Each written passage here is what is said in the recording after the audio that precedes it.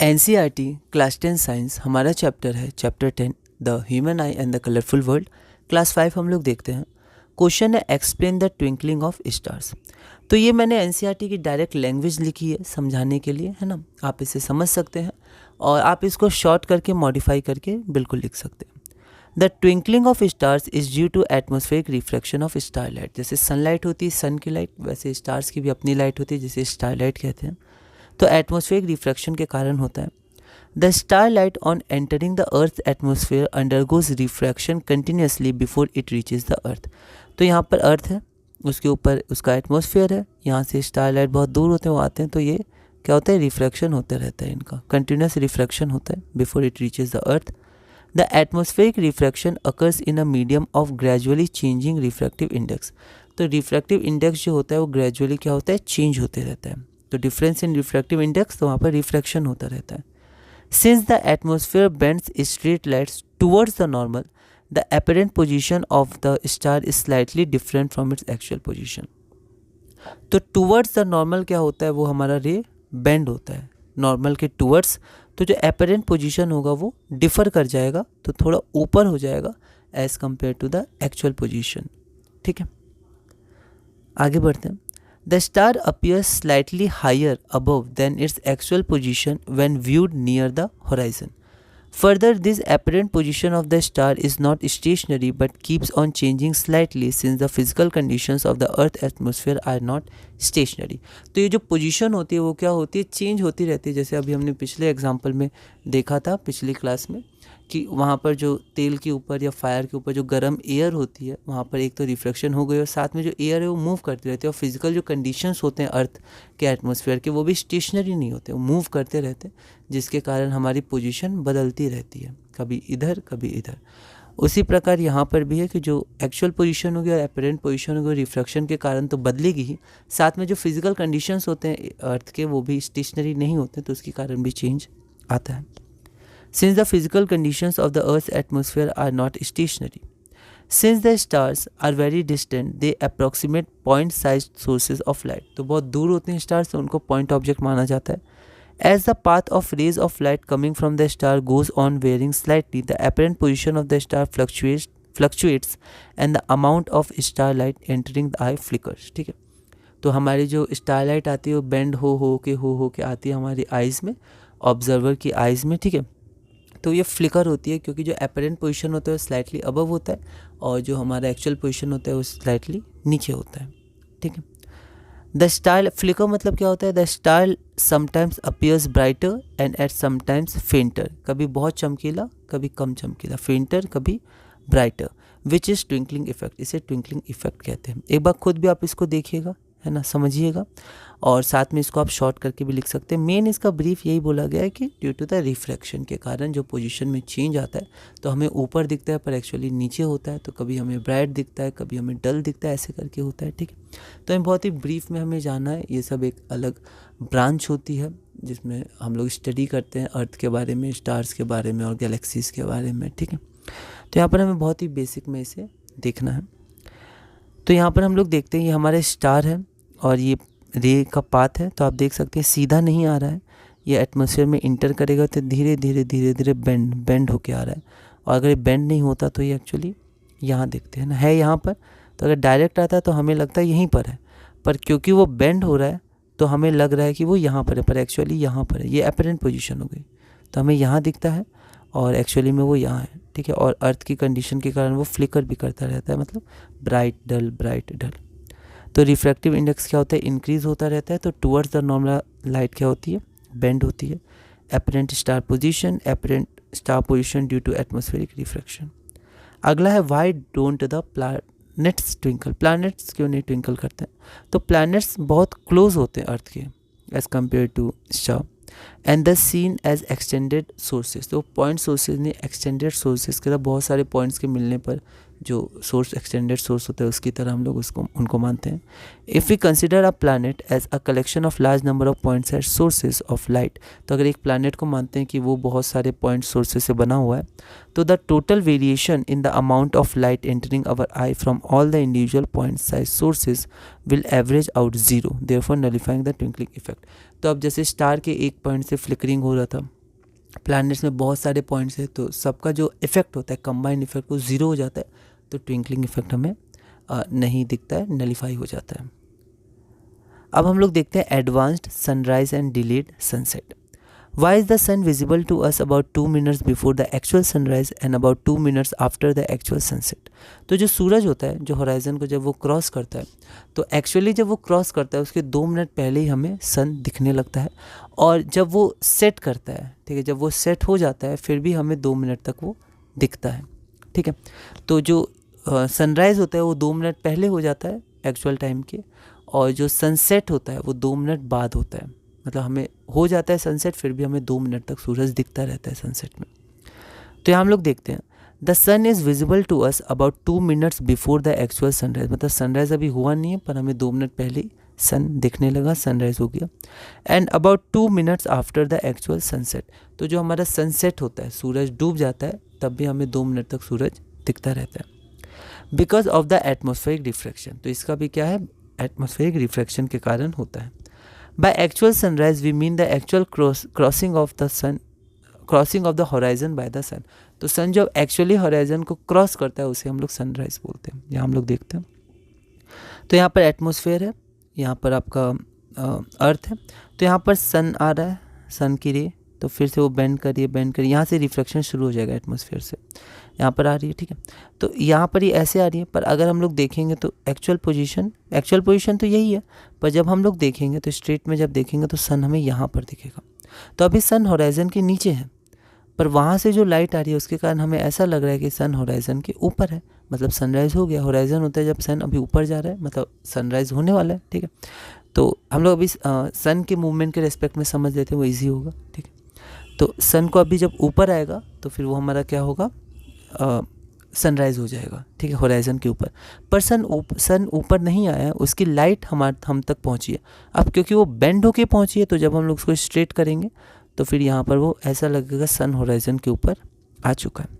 उसी तरह सनसेट में हम लोग देख सकते हैं कि अब सन को नीचे जाना है, तो सन होराइजन से नीचे जा चुका है, सनसेट हो चुका है, लेकिन उसकी लाइट जब हमारे पास आएगी तो हमारी आंख जब देखेगी तो उसको लगेगा कि अभी भी सन होराइजन से ऊपर है, तो अभी सनसेट नहीं हुआ है। तो इसमें 2 मिनट का डिफरेंस होता है। तो ये आपका एपरेंट पोजीशन होता है, ये आपका एक्चुअल पोजीशन होता है, और ये एटमॉस्फेरिक रिफ्रैक्शन के कारण होता है। तो apparent position and actual position of the sun, atmospheric refraction effects at sunrise and sunset. अगला हम लोग देखते हैं why is the apparent flattening of the sun's disc observed as sunrise and sunset. तो सनराइज और सनसेट के समय सन ऐसे गोल नहीं, हल्का सा यहाँ से चपटा सा दिखता है।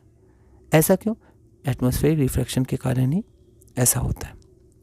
अब हम लोग देखते हैं स्कैटरिंग ऑफ लाइट।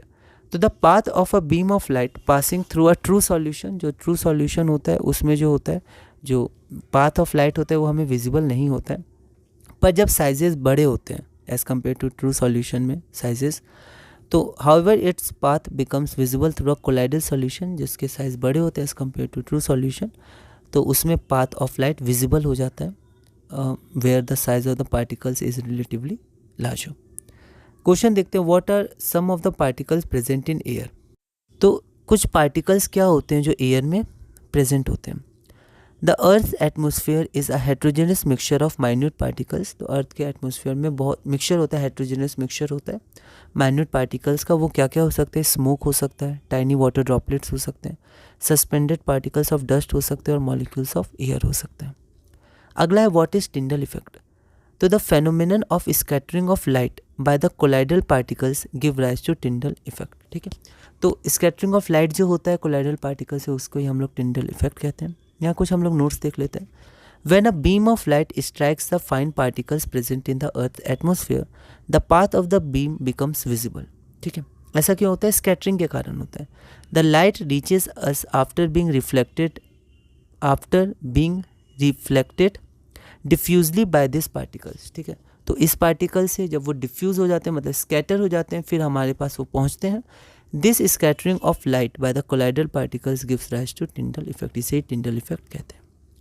अगला क्वेश्चन है why is a beam of sunlight visible when it enters a room filled with smoke through a small hole. तो यहाँ देखते हैं कि when a beam of sunlight enters a room, अब room के बाद ये नहीं है क्योंकि यहाँ मैंने लिख दिया था गलती से, पर यहाँ पर आना चाहिए था वो, तो मैं इसको एक बार पढ़ देता हूँ। When a beam of sunlight enters a room filled with smoke, अब आएगा through a small hole it is visible. क्यों विजिबल होता है? Due to Tyndall effect. The scattering of the light makes the particles visible. अगला है does the scattering of light depend on the size of the particles. तो क्या size of particle depend करता है? Depend करता है, हाँ बिल्कुल करता है, क्योंकि ट्रू सॉल्यूशन में साइज बहुत छोटा होता है तो वहाँ पर हमें विजिबल नहीं होता है, कोलाइडल में ज़्यादा होता है तो वहाँ विजिबल होता है क्योंकि स्कैटर हो जाता है। Yes the scattering of light depend on the size of the particles. अगला क्वेश्चन है does the colour of the scattered light depend on the size of the scattered particles, ठीक है। तो यहाँ पर क्या कलर भी डिपेंड करता है? Does the colour of the scattered light depend on the size of the scattering particles, और करता है तो कैसे, हाउ? तो the colour of the scattered light depends on the size of the scattering particles, ठीक है। तो वो डिपेंड करता है, कैसे देखते हैं। तो very fine particles scatter mainly blue light. तो जो बहुत ही फाइन, बहुत ही छोटे पार्टिकल्स होते हैं तो वो ब्लू लाइट को ज़्यादा स्कैटर करते हैं, while particles of larger size scatter light of longer wavelength. तो जिनके साइज ज़्यादा होते हैं वो ज़्यादा वेवलेंथ के लाइट को स्कैटर करते हैं। If the size of the scattering particles is large enough then the scattered light may even appear white. तो अगर पार्टिकल के साइज बहुत बड़े हो जाएंगे तो जो स्कैटर्ड लाइट होती है वो आपकी पूरी वाइट भी दिख सकती है, ठीक है। तो ये जनरल है, इसको हम लोग ऐसे ही करके अभी आगे बढ़ते हैं। Why is the light or sunlight scattered when it passes through a canopy of a dense forest? तो कैनोपी क्या होता है कि जो फॉरेस्ट होते हैं उनमें कई सारे जो पेड़ होते हैं वो एक साथ होते हैं, तो इतने घने होते हैं कि वहाँ पर कुछ जगह नहीं होती, एक तरह से शेड बना लेते हैं ट्री एक के ऊपर एक, है ना। ऊपर से देखते हैं तो नीचे कुछ दिखाई नहीं देता, सिर्फ यहाँ पर हरा हरा यहाँ दिखाई देता है उनका टॉप, तो इसको हम लोग कैनोपी कहते हैं। तो why is the light or sunlight scattered when it passes through a canopy of a dense forest? तो जब वो कैनोपी से पास करता है लाइट, ठीक है, तो वो स्कैटर क्यों हो जाता है? तो when the sunlight passes through a canopy of a dense forest it is scattered due to Tyndall effect। तो वो स्कैटर क्यों होता है? टिंडल इफेक्ट के कारण होता है, ठीक है। The tiny water droplets in the mist scatter light. तो जो टाइनी वाटर ड्रॉपलेट्स होते हैं वहाँ पर वो लाइट को स्कैटर करते हैं, सनलाइट को। Why is the colour of the clear sky blue. तो क्लियर स्काई का कलर ब्लू क्यों होता है, देखते हैं। The molecules of air and other fine particles in the atmosphere have size smaller than the wavelength of visible light. तो उनका जो साइज होता है वो विजिबल लाइट के वेवलेंथ से भी कम होता है। These are more effective in scattering lights of shorter wavelength. तो जो फाइन पार्टिकल्स होते हैं हमने अभी देखा था वो क्या करते हैं, शॉर्टर वेवलेंथ के लाइट को स्कैटर करते हैं, जबकि जो बड़े पार्टिकल्स होते हैं वो लॉन्गर वेवलेंथ की लाइट को स्कैटर करते हैं। तो एटमॉस्फेयर में बहुत ही फाइन पार्टिकल्स प्रेजेंट होते हैं और वो generally light of shorter wavelength को क्या करते हैं, स्कैटर करते हैं। ब्लू इनकी लाइट, इनकी क्या होती है, वेवलेंथ बहुत ही कम होती है। At the blue end than light of longer wavelength at the red end, ठीक है। जो फाइन पार्टिकल्स होते हैं वो ब्लू एंड की जो लाइट होती है, वॉयलेट, इंडिगो, ये जो एंड होती है उसकी लाइट को ज़्यादा स्कैटर करते हैं एज़ कम्पेयर टू रेड वाले पोर्शन, रेड वाले एंड की। Thus when sunlight passes through the atmosphere the fine particles in air scatter the blue color। तो जब एटमॉस्फेयर में पास होता है लाइट, ठीक है, तो यहाँ पर हम लोग देख सकते हैं जब सनलाइट पास करता है एटमॉस्फेयर से तो जो फाइन पार्टिकल्स होते हैं वो ब्लू, मतलब ब्लू एंड जो होता है, जो विबग्योर में वॉयलेट, इंडिगो उस एंड का होता है, तो वो जो ब्लू आपका होता है विबग्योर, तो वहाँ पर जो ब्लू होता है लाइट उसको बहुत ज़्यादा वो स्कैटर कर देते हैं, ठीक है। स्कैटर द ब्लू कलर जिसका शॉर्टर वेवलेंथ होता है more strongly than the red, red को बहुत कम स्कैटर कर पाते हैं। The scattered blue light enters our eyes. तो वो जो स्कैटर्ड ब्लू लाइट होती है वो हमारी आई को इंटर करती है, ऑब्जर्वर की आई को, और हमें जो स्काई है वो ब्लू दिखती है। आगे हम लोग देखते हैं why does the sky appears dark to passengers flying at very high altitudes. तो जो बहुत ऊंचे एल्टीट्यूड्स पे फ्लाई करते हैं तो उनको जो लाइट होती है वो क्या होती है, सॉरी स्काई होती है वो ब्लू नहीं डार्क दिखती है। ऐसा क्यों?